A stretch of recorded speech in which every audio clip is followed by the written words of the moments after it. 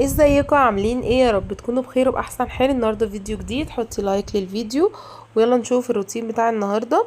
قبل بس ما نبدا كده في الفيديو، يلا نصلي على الرسول عليه الصلاه والسلام.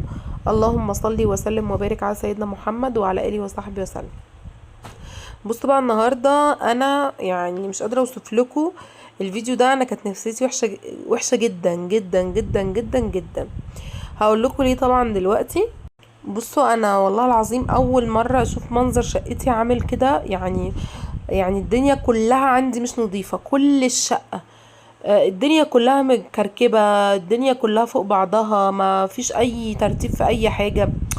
بصوا انا اصلا والله العظيم وانا بنضف نفسي زي الزفت زي الزفت. المشكله ان انا تميم، يعني اي حاجه بنضفها بيبوظها لي تاني. غير كده ان هو اساسا ما بيسيبنيش اعرف اعمل اي حاجه خالص.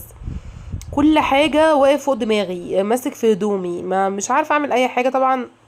انا المفروض ده غصب عني، بس انا ما بعرفش اقعد في البيت وهو عامل كده. فبصراحة نفسيتي كانت وحشة جدا جدا جدا جدا جدا. ف يعني صحيت لقيت مفيش حاجة نظيفة، يعني كله مش نظيف. السبب بصوا بقى مطبخي، تخيلوا ده المطبخ بتاعي والله العظيم مفيش اي حاجة فيه نظيفة. بصوا المنظر عامل ازاي، ازايز على اكل فطار على غدا على عشاء. تميم طبعا اللي قالب لي الحاجات اللي تحت دي ونزل لي القمع بتاع الحوض. المهم ان انا يعني اساسا كنت بادئه تنظيف وانا اساسا مكتئبه، انا زيرو، مفيش خلاص، نفسيه زي الزفت. طبعا وصلت لكده ازاي هقول لكم. بصوا انا اساسا بقالي يومين او 3 ايام مش في البيت. يعني انا اساسا يوم كنت عند ماما، لا يومين بس برجع على البيت يعني. اليوم اللي انا كنت عند ماما فيه اللي هو يوم الخميس، اللي هو لما خلصنا مدرسة رحنا على ماما. تاني يوم كان يوم الجمعة. الجمعة بقى على اللي حصل يوم الجمعة بقى. بص بقى اللي حصل يوم الجمعة، ان طبعا انا طبعا شلت السجادة وهغسلها، وهشيل المفارش دي كلها وهغسلها وبصوا انا هقلب الشقة، يعني هقلب الشقة خالص. هشيل المفارش دي خالص، عايز تتغسل، وهشيل الركنة واشيل كل حاجة وامسح تحتها. والحافظة دي هغسلها مع الحافظة التانية. ويبقى كده ايه فاضل بس ايه في الريسبشن ان احنا نفرشه مع بعض. ومكتبة الشاشة طبعا هنضفها، والشاشة وكل حاجة هتتلمع. بس طبعا مش في الفيديو، انا هوريكم اختصارا يعني انا عملت ايه في الشقة، فاكمل لكم. المهم ان يوم الجمعة بقى اول ما صحينا، تميم مسك لي المنشر وكسرهولي. ده كده صباح الخير. اللي هو يوم الجمعة المفروض يوم اجازة بقى، وهنقعد بقى نفطر ونتغدى ونتعشى واقعد في البيت بقى. ده يوم الجمعة اللي هو اللي بنقعد فيه في البيت. خلاني والله العظيم نزلت ورحت اشتريت، قعدت الف على مناشر، وكان يوم يعني. المهم ان الحمد لله الشقة هي خلاص نطفت. بصوا لمعت كل حاجة، الترابيزة وتحت الركنة طبعا عمال يعيط مش عايز نعمل اي حاجة. ترابيزة الشاشة كلها لمعتها ونضفتها، كان كلها تراب. الالوميتال ده كله لمعته. بص كل حاجة اتلمعت وبقت زي الفل. حتى الشاشة يا ناس والله العظيم ملطخنها لي ومخلينها لي نيلة. بس المهم بقى يوم الجمعة ده كسر لي المنشر بالهدوم كلها على الارض بكل حاجة. وبصوا دي الحافظة اللي انا غسلاها، فاضل لي كده حافظة بس. المهم بقى رحت نازلة بصراحة على طول عشان اشوف منشر. انا قلت مش هجيب منشر معدن تاني ابدا لو حصل ايه. قلت بقى هجيبه ان شاء الله بلاستيك، اللي هو البلاستيك العادي يعني. المهم بقى ايه، نزلت ودورت. طبعا اسعار المناشر معرفش فيه ايه، اسعار غالية جدا. اقل منشر دلوقتي، اقل منشر ومش حلو ب 400 جنيه، ده اقل حاجة. مفيش 450 كمان، مفيش اقل من كده. الحلو بقى فوق ال 500، يعني 500 بقى 600 700، هي دي اللي يعتبر اسعارها كويسة. فانا قلت مش هجيب معدن بصراحة تاني، هو المعدن ارخص، يعني ارخص من الخشب. فانا قلت لا، ارخص قصدي من البلاستيك. فقلت لا انا هجيب بلاستيك، لان البلاستيك ولا في مسامير ولا في اي حاجه تتفك بقى وتتركب.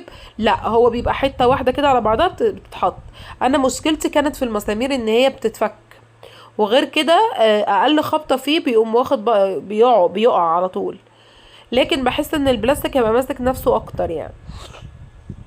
المهم بقى ايه، كنت عايزه المنشر يبقى لونه ابيض بس ما كانش فيه. اللي لقيت الرمادي.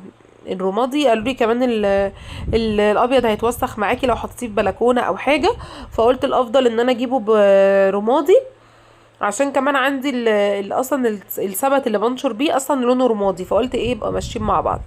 المهم هو ده الشركه دي بتاعه المنشر، هوريها لكم. وبصوا بقى اللي كان عندي، بصوا اتكسر 100 حته ازاي، اتقطم خلاص باظ يعني.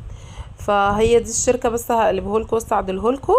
هو نوعه بصراحه شكله نظيف. كان عامل بقى كام، انا جبته من التوحيد والنور، لقيته عامل 500 يعني حوالي 600 جنيه. وشفته فرانين بس نوع مش حلو خالص، البلاستيك بتاعه وحش قوي، رديء يعني. وكمان اسمه ايه، لونه ابيض، بس الابيض بتاعه مصفر خالص يعني. كمان يعني لونه ما عجبنيش، وكمان مش هيستحملني يعني، هيتكسر على طول. ولقيته كمان اغلى من ده، لقيته ب650 جنيه. انا مش عارفه فيه ايه بصراحه، يعني مش حلو وغالي. المهم بقى هفتحه كده معاكم واحطه، عشان انا طبعا ما كانش ينفع ان انا اقعد من غير منشر، لان انا المنشر اللي عندي في الشباك اساسا اي هدوم بنشرها بطلع الهدوم كلها مش نظيفه، وغير كده بيتقطع مني يعني. كل المناشر اللي ركبتها كل ما اركبه يتقطع. فبصراحه اتعقدت من المناشر اللي بره دي، فبقيت على طول انشر جوه في البيت يعني. بالذات كمان الايام اللي هي الصيف دي كانت الهدوم والله بتطلع كلها متوسخه ومتبهدله. بعد كده بقى قلت لا خلاص، انا بقى ايه انشر جوه وخلاص. فعشان كده بقى ايه بقيت استعمل دايما المناشر اللي جوه يعني. المهم بقى ده شكله اهو، طبعا مستنيه رايكم فيه. بصوا هو ده كده شكله. دي ماشي، اكتب لي بقى شعر.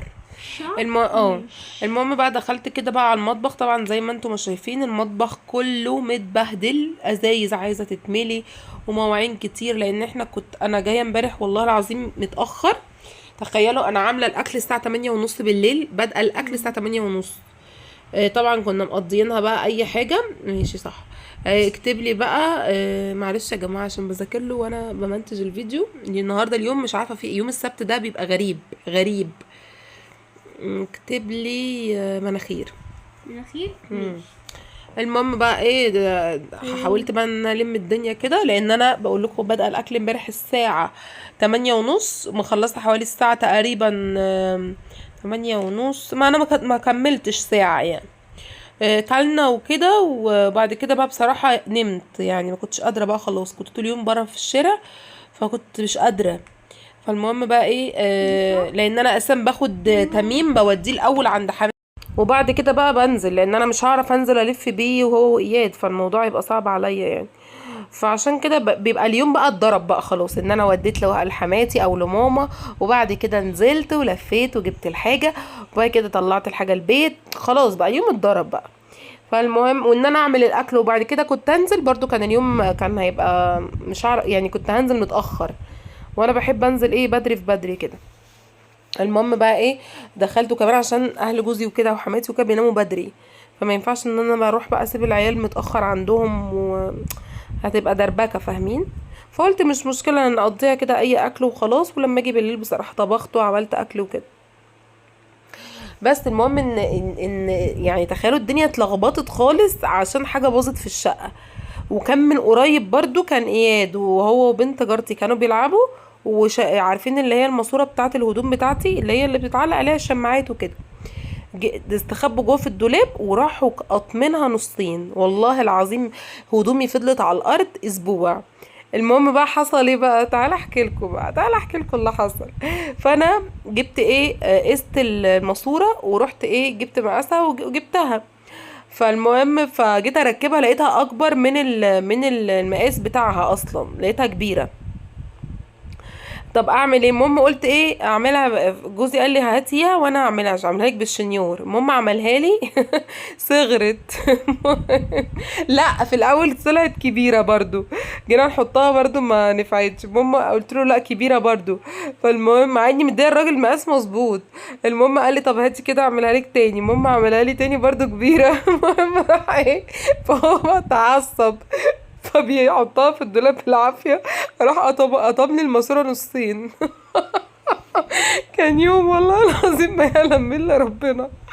قلت له يخرب بيت سنينك، هو انت ايه اللي خلاك اصلا تركبها؟ انت بتتغاب عليها عشان يعني تخلص.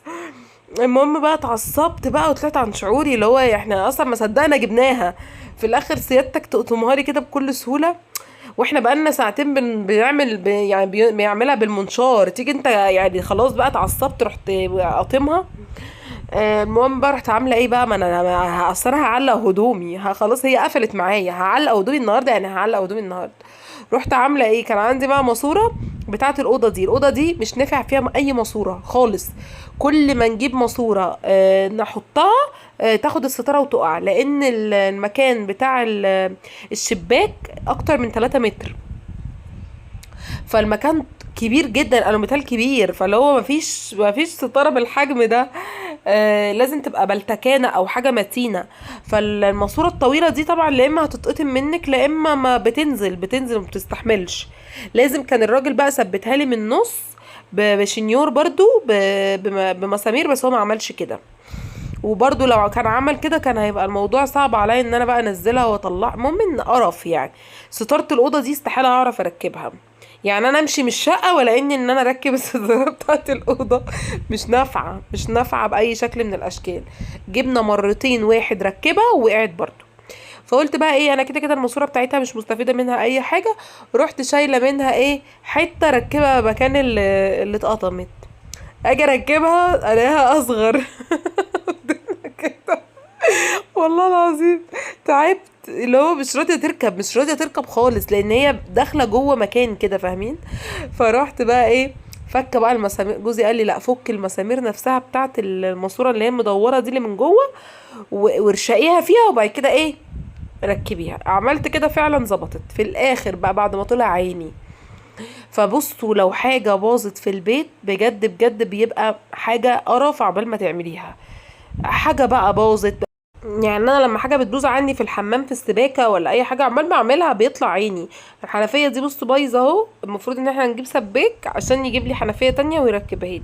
حليني عقبال ما يجيبها. المهم هنفضل كده شغالين. المهم ان الحنفيه دي بقى عشان بتنزلني الميه سرسوب كده رفيع فبتطرطش بقى في وشي جامد، فبصراحة عايزة اشيلها واركب القديمة. طبعا البلاستيك منها دي مش مستحملة قوة المية، فكانت لازم تكون معدن عشان تستحمل.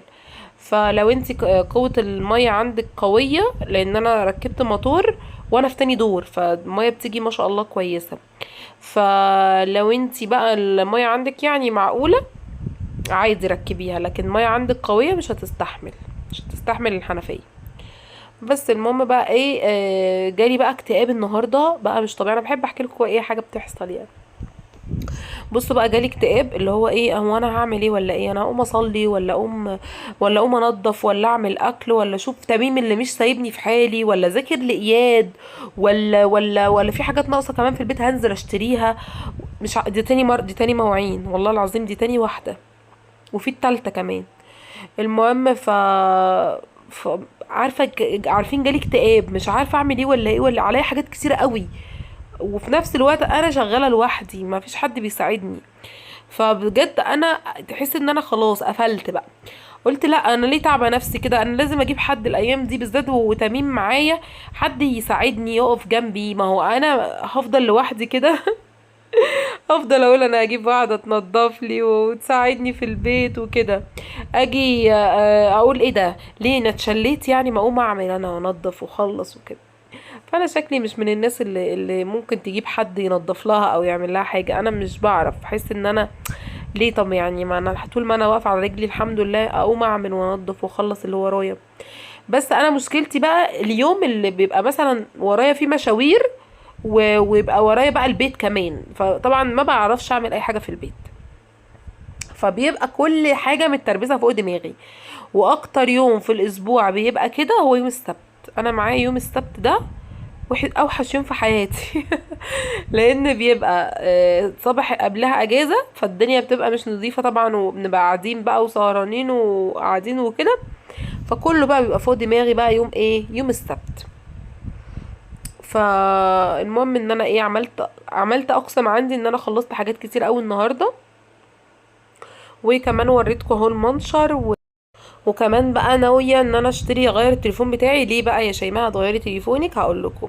انا التليفون اللي معايا ده بادئه بيه من اول ما فتحت القناه. لا انا كنت يعني كنت بادئه بواحد، وبعد كده باظ مني وجبت ده. تمام. اللي كنت بادئه بيه كان ايفون كده، فجيت لما كنت بصور بيه لقيت البطاريه وقعت خالص في الارض، فروحت بيعاه مع اني خسرت فيه جامد قوي. جيت بقى جبت اوبو، جبت اللي هو اوبو اللي كان رينو تقريبا 4 على ما اعتقد، رينو 4. فقعد معايا لغاية دلوقتي من ساعة ما بدأت القناة لحد دلوقتي. هو جميل جدا الاوبو، انا مجرباه قبل الايفون كمان، وكان حلو جدا. فبفكر اجيب برضو اوبو، حاجة برضو احدث. ليه بقى يا شيماء تغيريه؟ عشان المساحة بتاعة التليفون. انا المساحة بتاعة التليفون بتاعتي 128.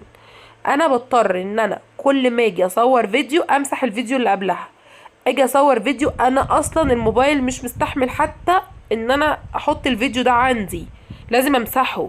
اجي احمله على برنامج المونتاج زي ما حصلت قبل كده، شفتوا اللي حصل؟ بقى الفيديو نزل من غير صوت.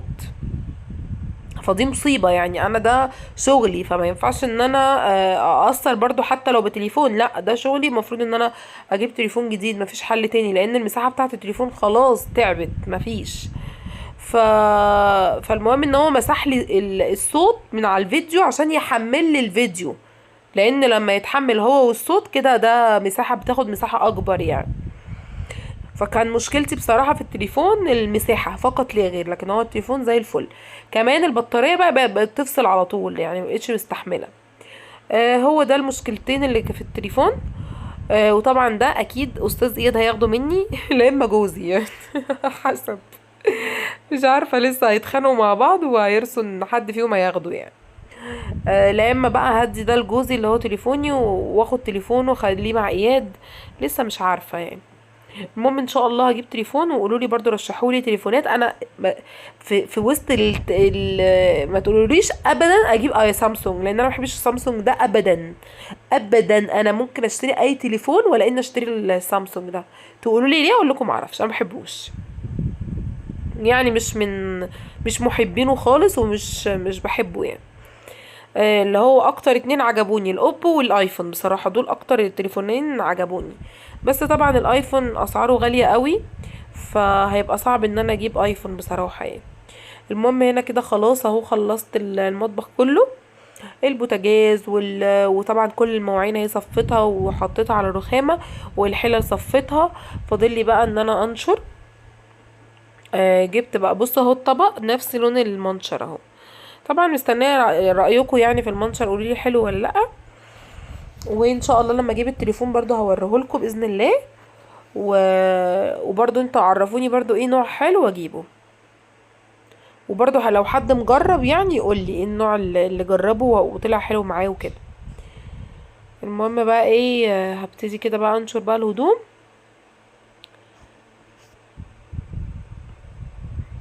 بصوا انا هغسل النهارده يمكن 3 4 مرات بس بس ينشفوا واغسل، ينشفوا واغسل، لان كمان بكره المدرسه.